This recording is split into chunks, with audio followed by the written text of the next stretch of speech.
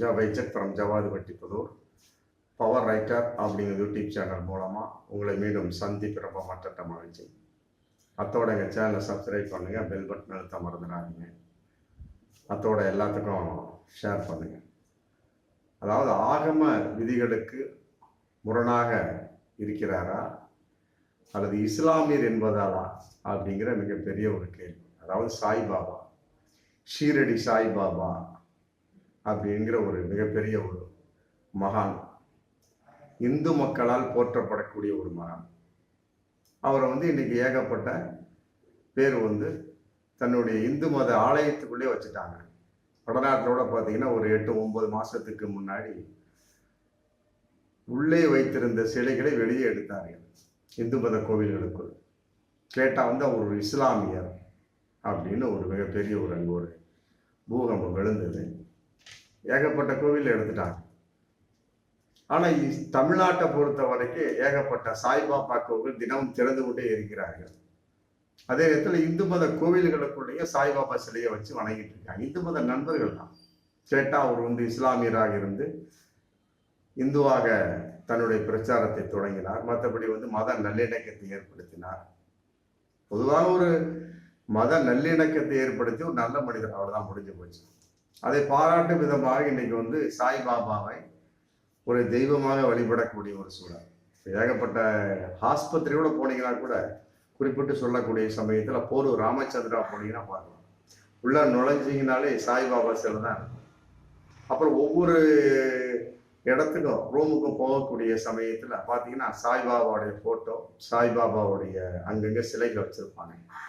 ஏகப்பட்ட மக்கள் அவர்களை வழிபட்டு அது அவர்களுடைய நம்பிக்கையின் வெளிப்பாடு. ஆமாம், அதுக்கு யாரும் குறை சொல்லிவிட முடியாது. அதற்கு வேட்டு வைக்கும் வண்ணமாக கோவையைச் சேர்ந்த சுரேஷ் பாபா அப்படிங்கிறவங்க இன்னைக்கு கோர்ட்டில் கேஸ் போட்டிருக்காரு. அதாவது கோவில் தனித்தனியாக கட்டிக்கிங்க, எங்களுக்கு ஆட்சேபணம் கிடையாது. மற்றபடி இந்து மத கோவில்களுக்குள் சாய்பாபா சிலைகள் இருக்கக்கூடாது, அதை விரைவில் எடுக்க வேண்டும், அகற்ற வேண்டும். இதற்கு இந்து நல அறத்துறை துறையை தமிழக இந்து அறத்துறை அறநலத்துறையை உத்தரவு கொடுத்திருக்கிறோம். இனிமேல் வைக்க மாட்டோம் என்பதையும் உறுதிப்படுத்த வேண்டும் அப்படின்னு சொல்லி போட்டு கோர்ட்டில் கேஸ் போட்டிருக்கார் கோவை சுரேஷ் பாபு. அது இன்னைக்கு விசாரணைக்கு இந்து சமய அறநிலைத்துறை பதிலளிக்க வேண்டும் சொல்லி போட்டு நீதிபதி ஐயா அவர் மகாதேவன், மற்றபடி முகமது ஷஃபீக் அவங்க இன்னைக்கு உத்தரவு கேட்டிருக்கிறாங்க, பிறப்பிச்சிருக்கிறாங்க இந்து சமய நல அறத்துறையை நோக்கி. பொதுவாக சாய்பாபா அப்படின்னாலே யார் அப்படிங்கிறது இன்னைக்கு பிரபலியமாக இருந்துட்டு இருந்தாலுமே கூட அவர் இஸ்லாமியராக பிறந்து இந்து மத நல்லிணக்கத்தை நோக்கி சென்றார் அப்படின்னு சொல்லப்படுது. ஆனால் உண்மையிலே அவருடைய வாழ்க்கை வரலாறை பார்க்கின்ற போது ஒரு இஸ்லாமியரா அப்படிங்கிறது மிகப்பெரிய ஒரு கேள்விக்குறி. ஆனால் அவருடைய உருவத்தை பார்த்தா அப்படின்னா தலையில ஒரு முண்டாசு கட்டியிருப்பாரு, தாடி வச்சிருப்பார், மற்றபடி மிகப்பெரிய அங்கி உடுத்தி இருப்பார். அதே நேரத்தில் வேஷ்டியை பார்க்கின்றபடி கணுக்கால் தெரியக்கூடிய அளவுக்கு இருக்கும். இது ஒரு இஸ்லாமிய தோற்றம் தான் சொல்ல முடியும். அதே நேரத்தில் அவர் இஸ்லாமியராகவே பிறந்த இஸ்லாமியர் தான் அப்படிங்கிறதுக்கு எந்த ஒரு ஆதாரமும் கிடையாது, சொல்லப்படுகிறார் அவ்வளவுதான். மற்றபடி 1855 ஒரு அனாதையாக சீரடிக்கு வந்தவர், வேப்ப மரத்தடையே இருந்துக்கிட்டு அங்கே அப்படி இருக்கக்கூடிய ஒரு உணவுகளை சாப்பிட்டு கொண்டு காடுகளுக்குள் அலைந்து தெரிந்து மற்றபடி அங்கேயே உட்கார்ந்து இருந்திருப்பார் பொழுதுக்கு. அதை பார்த்து மக்கள் பலவிதமாக பேசக்கூடிய சமயத்தில் அவர்கள்ட்டே உணவுகளை வாங்கி அவர்களுக்கே அந்த உணவை பரிமாறக்கூடிய, சமைத்து பரிமாறக்கூடிய ஒரு ஒப்பற்ற ஒரு மனிதர் அப்படின்னு பேசப்படக்கூடிய விஷயம். அப்புறம் திடீர்னு ஒரு 2-3 வருஷம் காணாம போயிடுறாரு. அப்புறம் 1858 மீண்டும் அதே சீரடிக்கு வர்றாரு. வந்துட்டு மற்ற துவாரக மாயா அப்படிங்கிற மசூதியில தங்குறாரு. தங்கிட்டு அங்க ஒரு பேச்சு, யார்ட்டையும் பேசுவது கிடையாது. பொதுவாக பார்க்கின்ற பொழுது ஒரு அட்வைசபிள் அப்படின்னு இருக்கக்கூடிய சமயத்துல மதமெல்லாம் கிடையாது, இஸ்லாமும் இந்து மதமும் எல்லாமே ஒண்ணுதான் அப்படிங்கிற மாதிரி ஒரு மிகப்பெரிய ஒரு பிரச்சாரத்தை தனக்குள்ள தொடங்கி மக்களுக்கு போதிக்க தொடங்கினார். அந்த வகையில் அவருக்கு மிகப்பெரிய ஒரு பிரபலியமாச்சு. அவர் பத்ரியில் பிறந்தார் அப்படின்னு சொல்லப்படுகிறது. மற்றபடி அதுக்கு எந்த ஆதாரமும் கிடையாது. சீரடியில் தங்கினார், அதுக்கு ஒரு ஆதாரம் இருக்கு. அவர் இறந்த அந்த இடத்துல வந்து இன்னைக்கு கோவில் கட்டப்பட்டு அது வணங்கப்பட்டு வரக்கூடிய ஒரு சூழல். அதாவது 15/10/1918 இறந்திருக்கார். அக்டோபர் மாதம் 15ஆம் தேதி 1918 இறந்திருக்கார்.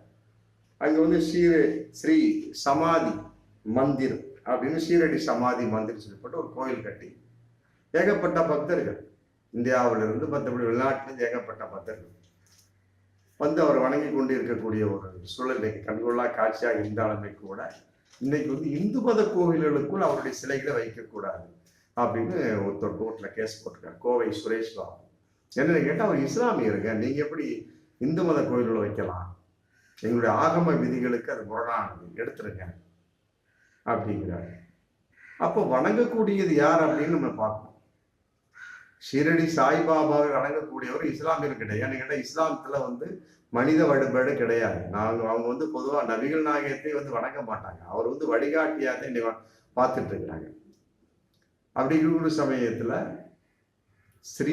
ஷீரடி சாய்பாபாவை வணங்கக்கூடிய ஒரே நபர்கள் வந்து இஸ்லாமியரை தவிர எல்லாமே வணங்கிட்டு தான் இருக்கிறாங்க. இந்து மத நபர்கள் மற்ற ஏகப்பட்ட பேர் சாதி பிரிவினை இல்லாம அவரை வந்து தெய்வமாக வணங்கக்கூடிய ஒரு சூழல். காரணம் என்ன அப்படின்னா அவர் நல்லிணக்கத்தை போதித்தார். அதுக்கும் சில ஒரு உண்மையான கட்டுக்கதைகளா அல்லது வந்து பொய்யான நிஜ கதைகளா அப்படின்னா தெரியாது. அவர் வந்து கபீர் தாசருடைய மறுமுகமாக வந்தார், பிறவி எடுத்தார். இன்னும் சொல்ல போனா அவர் பிராமண குடும்பத்துல தான் பிறந்தாரு. அங்கிருந்து அவருடைய ஜாதகத்தின் அடிப்படையில் ஊரை விட்டு வெளியேறி ஷீரடி அப்படிங்கிற இடத்துல தங்கினாரு. அவர் இன்னைக்கு மகானாக திகழ்ந்து கொண்டிருக்கிறார் அப்படிங்கிறது ஒரு வகையான ஒரு கூற்று. இன்னொரு வகையில் அவர் வந்து ஷீரடியில பத்ரியில பிறக்கல, மற்றபடி எங்க பிறந்தார் அப்படிங்கிறது தெரியாது. அவர் இஸ்லாமியனும் கிடையாது, அதுக்கு எந்த ஒரு ஆதாரமும் கிடையாது. அவர் இந்துவா என்பதுக்கு எந்த ஒரு ஆதாரமும் கிடையாது, யாருக்கும் சொல்லவும் கிடையாது. இன்னும் சொல்லப்போனா சாய்பாபா அப்படிங்கிற ஒரு விஷயம் வந்து அவருடைய பெயரா அப்படிங்கிறது நீ சந்தேகமா இருந்துகிட்டு இருக்கு. பிறரால் அழைக்கப்பட்டவர் தான் அவரு அப்படிங்கிற ஒரு கூட்டம் இன்னைக்கு போயிட்டு எப்படியோ இந்து மத கோவில்களுக்குள் அவருடைய சிலைகள் இருக்கக்கூடாது அப்படிங்கிற ஒரு பிரச்சனை இன்னைக்கு வந்து மிகப்பெரிய பூதாகரமாக கோர்ட் அளவுக்கு வந்தாச்சு. இதை வந்து இந்து மத நண்பர்கள் எவ்வாறு ஜீரணித்துக் கொள்ள போகிறார்கள் அப்படிங்கிறத நம்ம பார்க்கக்கூடிய ஒரு சூழல். அதாவது வந்து ஒரு சில காலங்கள் அப்படின்னு கிடையாது, ஒரு 60-70 வருஷத்துக்கு முன்னாலே பார்த்தோம் அப்படின்னா எங்க பார்த்தாலும் எல்லாரும் வீட்லையும் வந்து பரமசிவன் பார்வதி போட்டோக்கள் தான் இருக்கும். அப்புறம் முருகன் போட்டோக்கள் இருக்கும். அப்புறம் இருக்கு இந்த விநாயகர் அப்படிங்கிற ஒரு விஷயத்தை கொண்டு வந்தாங்க. அப்புறம் இருக்கு ஐயப்பன்கிறது வந்தது, அதை வழிபட்டார்கள். இப்ப அதுக்கு பின்னால திருப்பதி ஏழுமலை அப்படிங்கிறது பிரபலியமாச்சு. எல்லாமே வந்து தமிழக தெய்வங்கள் கிடையாது. விநாயகர் கூட வடநாட்டு இறக்குமதி தான். அதே போல ஐயப்பனும் வந்து கேரள இறக்குமதி. திருப்பதி ஏழுமலை அப்படிங்கிறது வந்து ஆந்திர இறக்குமதி. தமிழகத்தை பொறுத்த வரைக்கும் முருகன் மட்டும்தான். மற்றபடி சிறு தெய்வ வழிபாடுகள் கருமாரியம்மன், முண்டக்கண்ணியம்மன், அப்படியே சோன்ஸோ அப்படியே போயிட்டே இருக்கலாம். இப்படி இருக்கக்கூடிய சமயத்துல சைனாவினுடைய ஒரு அந்த சிரித்த புத்தர் இருக்காரு, அதையும் வழங்கக்கூடிய ஒரு சூழல் இன்னைக்கு இருந்துட்டு தான் இருக்கிறாங்க. அதாவது வந்து சிரிக்கும் புத்தான்னு கூட சொல்லுவோம். குண்டா இருப்பாரு, அதுலேயும் மாலையை போட்டு வழங்கக்கூடிய ஒரு சூழல். தெரிந்த ஒரு நண்பர் வீட்டுக்கு போயிருந்தேன். பக்கத்துல வந்து ஐயப்ப சிலையை வச்சிருக்கிறாரு, பக்கத்துல சாய்பாபா சிலையை வச்சிருக்கிறாரு. பக்கத்துல வந்து பார்த்தோம்னா இந்த சிரிக்கும் புத்தா வச்சிருக்காரு. எல்லாத்துலேயுமே குங்குமம் போட்டு வச்சு ஒரு பூவை வச்சு விட்டுருக்கிறாரு. கேட்டேன், நாங்க எல்லாத்தையும் வணங்கக்கூடியது, எல்லாரும் தெய்வங்கள் தானே அப்படிங்கிறாரு. சரி, சாய்பாபா சிலைகள் கூடாது அப்படின்னா அவருடைய டேபிள்ல வந்து அந்த சைனீஸ் அந்த வாஸ்து ஒரு முறையா சொல்லப்படக்கூடிய அந்த சிரிக்கு புத்தா எவ்வாறு வந்தது அப்படிங்கிற ஒரு மிகப்பெரிய ஒரு கேள்வி இருக்கு. ஆக பொதுவா பார்க்கின்ற பொழுது இந்து சமயத்தை பொறுத்த வரைக்கும் யார் யாரெல்லாம் தங்களுக்கு விருப்பமானவர்களா தெரிகின்றார்கள் அவர்கள் எல்லாம் கடவுளாக மாற்றப்பட்டு கொண்டிருக்கிறார் அப்படிங்கிறத பகிரங்கமான உண்மை. இந்த ஒரு விஷயம் வந்து மற்ற மதத்துல கிடையாது, குறிப்பாக இஸ்லாத்துல அதெல்லாம் கிடையாது. கிறிஸ்துவத்துல கூட பல பிரிவுகள் இருக்கு. ஆனா மற்றவங்களை ஏத்துக்க மாட்டாங்க, அவங்களுக்குள்ளே பிரிவினை போட்டுக்குவாங்க. ஆமா, கிறிஸ்துவை வணங்குவோர் ஒருவர், மற்றபடி வந்து இயேசு கிறிஸ்து அப்படின்னு, மேரி, இந்த மாதிரி 2-3, அப்புறம் சிலுவை மட்டும் வழங்கக்கூடியவர்கள், அப்புறம் இன்னொரு பிரிவு இருக்கிறாங்க. எந்த உருவமே கிடையாது போட்டு இருக்கக்கூடியவங்க கிறிஸ்துவத்தில் இருக்கு. ஆனா பிற மத வழிபாடு, பிற மனிதர்களை வணங்கக்கூடிய விஷயம் கிறிஸ்துவத்தே கிடையாது. இஸ்லாத்தில் இன்னும் சுத்தம். நபிகள் நாயகம் அவர் வழிகாட்டி. அல்லாஹ் அப்படிங்கிறது வந்து என்ன, இறைவன் பேர், வேற ஒன்றும் கிடையாது. அல்லான்னா காடுன்னு அர்த்தம் தமிழ், ஆங்கிலத்துல. தமிழ்ல இறைவன், அரபியில அல்லான்னு அர்த்தம். மற்றபடி வந்து அல்லாங்கிறது வந்து ஒரு தெய்வத்தினுடைய பெயர்லாம் கிடையாது. முருகன், விநாயகர் அப்படிங்கிற மாதிரிலாம் கிடையாது. அந்த மாதிரி அவங்க வழிபட்டு இருக்கிறாங்க. இப்படி இருக்கக்கூடிய சமயத்தை பிரமத வழிபாடு என்பது இஸ்லாத்துல கிடையாது, கிறிஸ்துவத்துல கிடையாது. அதே நேரத்துல இவருடைய ஒரு தோற்றம் அப்படிங்கிற சமயத்துல ஸ்ரீ சாய்பாபா, ஷீரடி சாய்பாபா அப்படிங்கிறது வந்து என்ன அப்படின்னு பார்க்கின்ற பொழுது, இஸ்லாத்தையும் இந்து மதத்தையும் ஒன்றாக இணைக்க வந்தவரா, நல்மத போதகர் அப்படிங்கிறது கன்ஃபார்மா தெரியுது. சாதிபதமற்ற ஒரு சூழலை இந்த இந்திய உலகத்தை பார்க்க வேண்டும் அப்படிங்கிற ஒரு வெளிப்பாட்டின் ஒரு மனித நேயம், அவ்வளவுதான். கபீர்தாசர் கூட அப்படித்தான். அவர் ஆல்ரெடி இஸ்லாத்தே பிறந்தவர் கபீர்தாசர். அவர் தன்னுடைய ஒரு ஞானோதயத்தின் வெளிப்பாட ராமரை புகழ்ந்து பல கீர்த்தனை பாடியிருக்கிறார். அவருக்கெல்லாம் எங்கேயுமே சிலை கிடையாது. இன்னும் உச்சகட்டமா சொல்லக்கூடிய சமயத்துல குருநானக்க சொல்லலாம். சீக்கிய மதத்தை அப்படிங்கிறத உருவாக்கினார். அவரும் அதே மாதிரிதான் இஸ்லாமியர்களும் இந்துக்களையும் இணைத்து ஒரு புதிதாக ஒரு மதத்தை உருவாக்கினார். அதான் வந்து சீக்கிய மதம். அதே மாதிரிதான் அக்பர் பார்க்கின்ற பொழுது பார்த்திருக்கார். அக்பரும் ஏகப்பட்ட பிரிவா இருந்துட்டு போட்டு தீன் இலாகி அப்படின்னு ஒரு மதத்தை உருவாக்குனார். அது இன்னைக்கு இல்லை, அந்த தீன் இலாகி அப்படிங்கிற மதம். இந்த மாதிரி வந்து காலத்தின் கோலம் அந்தந்த நேரத்துக்கு வந்து பல பிரிவுகளை வந்து இணைக்கக்கூடிய சமய ஒரு நல்லிணக்கத்தின் வெளிப்பாடாக அவங்க வந்து ஒரு பண்ணிட்டு இருக்காங்க. அதன் அடிப்படையில வந்து இன்னைக்கு சாய்பாபா வந்து பப்ளிக்கா இருந்துட்டு இருக்காங்க. வியாழக்கிழமை அது ஒரு விரதம். வியாழக்கிழமை விரதம்னா அவங்க வந்து சாய்பாபாவுடைய பக்தர்னு அர்த்தம். ஆமா, 1855 ஷீரடிக்கு வந்ததா சொல்லப்படுகிறது. பத்ரி என்ற இடத்தில் பிறந்ததா சொல்லப்படுகிறது. அவ்வளவுதான், மற்றபடி எந்த ஆதாரமும் கிடையாது. அவருடைய சீமண்ட் ஹேமந்த் நாத் அப்படின்னு நினைக்கிறார். ஆமா, ஹேமந்த் பந்த். அவர் வந்து தன்னுடைய புத்தகத்தை எழுதி வச்சிருக்கிறார். அவரும் வந்து அவருடைய பக்கத்துல இருந்தாரா அப்படிங்கிறதுக்கு எந்த ஆதாரமும் கிடையாது.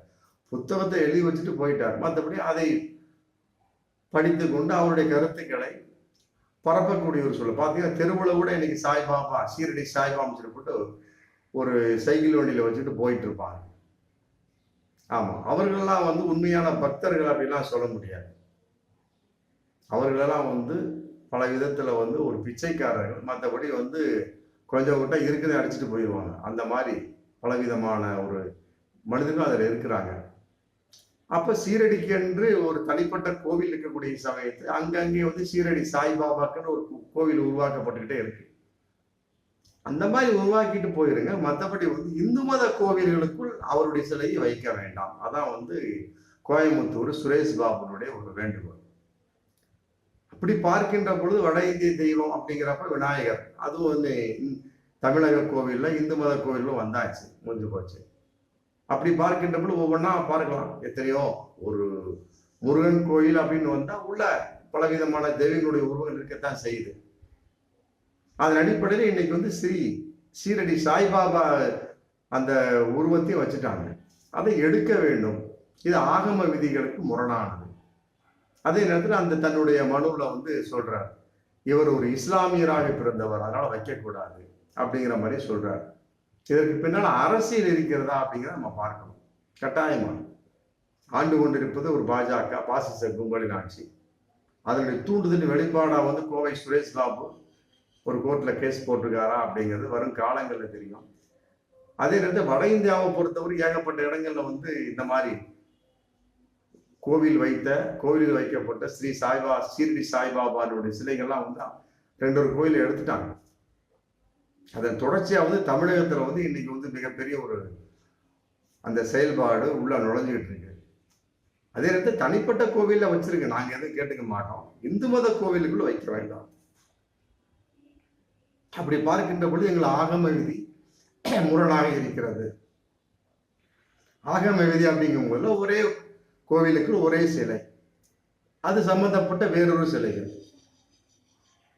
அதே நேரத்தில் சாய்பாபா அவர்கள் வந்து இஸ்லாமியர் அப்படிங்கிற கோட்பாடு தெரிகிறதுனால கட்டாயமாகவே கூடாது. இதுக்கு வந்து ஸ்ரீ சாய்பாபா பக்தர்கள் தான் பதில் சொல்ல வேண்டும். இது எந்த அளவுக்கு உண்மை அப்படிங்கிறது மிகப்பெரிய ஒரு தெளிவாக எல்லோரும் எதிர்பார்க்கக்கூடிய சூழலாக இருந்துட்டு இருக்கு.